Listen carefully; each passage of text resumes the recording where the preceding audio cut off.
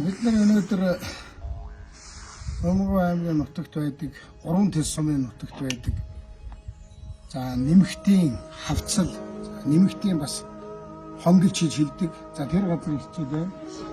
Энэ бол үлэг гөрүүлийн үлгийн нутаг.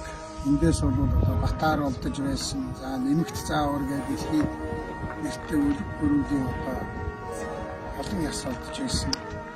За энэ тогтцсон бол ийм одоо шаварлаг юм. Маш өвгөмөц.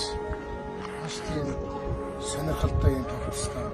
Сайхан газар ирлээ. Би энэ дэрийг гэж одоо их олон жил бодсон. Тэгээд явж өнөөдөр л 19 оны 9 сарын 29-нд ирж байна.